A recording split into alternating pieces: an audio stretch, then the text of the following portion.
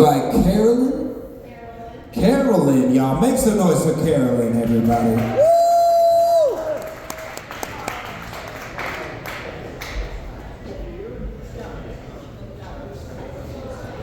No, you're all good. I'm good. I'm going to stand right here if that's okay. Hi, everybody. My name is Carolyn Lovner.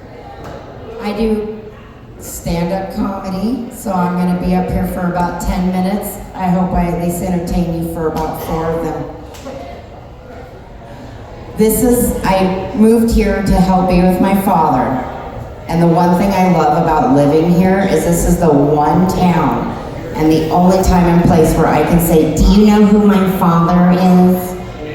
And there's a really good chance you might. How many of you guys have been to the ice rink at Davis Street Station in the winter? How many of you know that old guy who drives the Zamboni around smoothing the ice? That's my dad.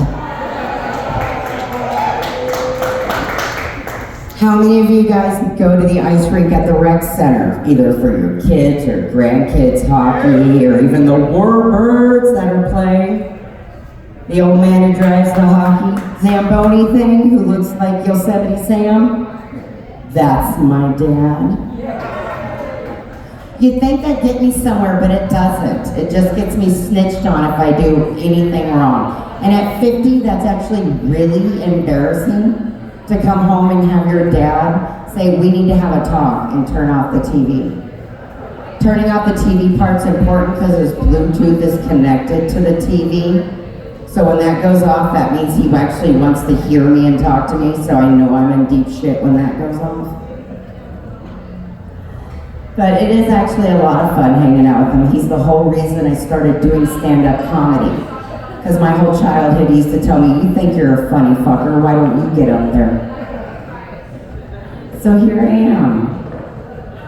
He's not much taller than I am, and I know I'm in huge heels, and that's because I'm really short and I'm really tired of knowing who is and who isn't on cocaine. So I try to give myself a little bit of advantage. And what a lot of people don't realize is being short has disadvantages and advantages. Like, my boyfriend hides anything he doesn't want me to know about on top of the fridge. I don't know. Our at-home safety firearm on top of the fridge. That way he can hear the chair being dragged across the floor when I'm headed for it. But he also spends a lot of time getting things down for me, and half the time not being able to reach anything because it's way below his range. Can you imagine being 6'4" and getting in a car after I've driven it?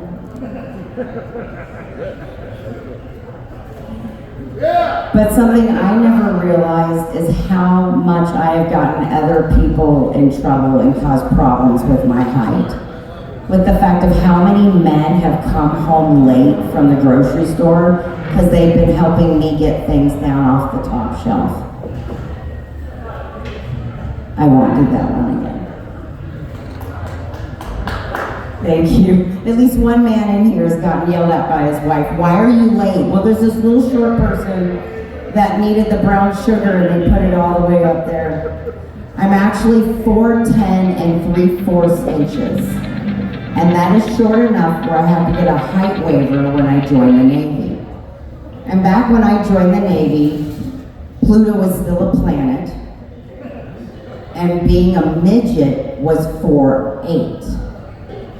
Well, now Pluto's supposedly not a planet anymore, and they've made being a midget 4'10". So I am only 3/4 of an inch away from being a midget. And so that's very important because I have a lot of trauma to deal with already. I mean, I was in the Navy, but now I have to deal with the fact that I'm dating a midget fucker. Thank you. Like I said, I was, there's the midget fucker right there. I was in the Navy. One of my favorite things about the Navy was actually boot camp showers. I mean, think about it.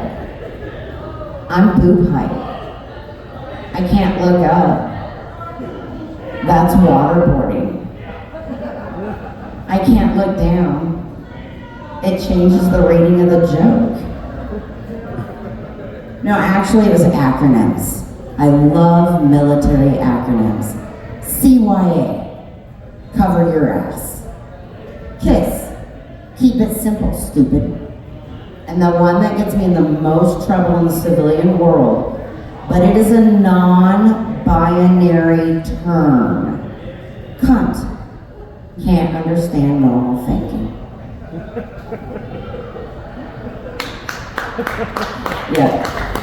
When I do that joke, I love watching the men, because they look at any woman that they're with, like, for permission to laugh. Because if she's scowling, they don't laugh. They're like, that's not funny. I agree, honey, that was rude. Vulgar. After one comedy set, I actually had a guy tell me that I wasn't a lady. And I was like, well, you know, when I joined the Navy, they never once asked me if I was a lady. And to be factual, when I joined, they couldn't even ask you if you were gay.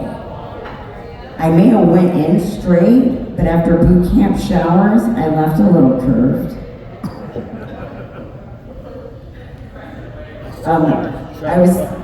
I'm really proud of everything that women can do nowadays in the military. There's a lot more that we can do now than when I was in. When I was in, it was like early 90s. We couldn't do combat. There's a lot we couldn't do.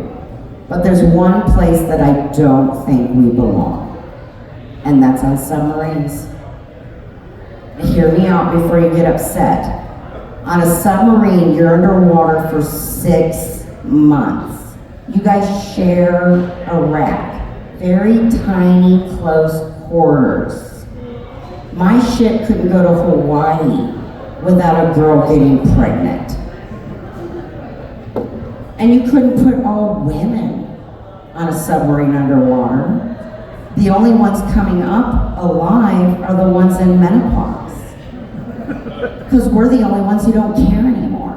We're just gonna sit back and laugh as they all kill each other over men and just be like, oh, do you remember when we cared so much about so little? Menopause has been interesting. I was not given warning. I'm a good Southern woman, so we don't talk about stuff like that. And then I hit menopause. I wish somebody would have warned me. So if there's somebody in here who's not menopausal yet, please heed these words. Hot flashes, those are actually like internal core eruptions where you sweat this like nasty mucus sweat that you didn't even know possible. It's like ectoplasm from like the original Ghostbusters from Slimer. It's kind of like that. But it's in places you didn't know you could or should sweat like that out of. Allow me to give an example. We're living in Billings. It's like negative 32 degrees outside, 2 o'clock in the morning. We have the heater off and the bedroom window open. I am drenched in sweat. I wake up and sit up and scoop up like I'm naked too, by the way. Menopause equals nakedness. I scooped up a handful of titty sweat, and thinking Dusty was next to me, just like flung it. It's so thick you can fling your titty sweat across the room, and I heard it hit him. And I was like, he goes, oh my God, what was that? And I was like, that was my titty sweat. He said, I don't know whether to be aroused or go back to bed. I said, will you let me know? He said, it's gonna be an early morning, so we went to bed. True story. Trying to think. I was a den leader for a couple of years. until some of the parents found out that in my early 20s, after I gotten out of the Navy, I decided to try my hand at being an exotic dancer. And some of the moms found out I used to be a stripper. So all of a sudden I was immoral and shouldn't be near little boys. And I was like, calm down, I was a stripper, not a priest. But to my credit, the mom who turned me in and complained got busted for stealing from the pack, and it was enough to press charges and make a felony. And all I could think is if I would have left with any money, at least I would have earned all mine.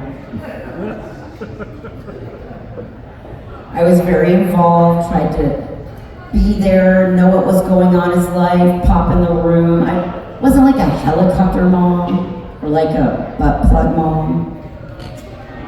Speaking of butt plugs, have you seen these ones that light up? Nothing sexual. I think they would be great for nighttime and night walking, for jogging and whatnot. Simply for safety, it's like a little tail light. Everybody will know where you are. It doesn't have to be sexual unless you want it to be. I'm not going to yuck your yum. Well, that's all I got for tonight. I appreciate you guys letting me work out some stuff. I do have a YouTube page, so come check it out.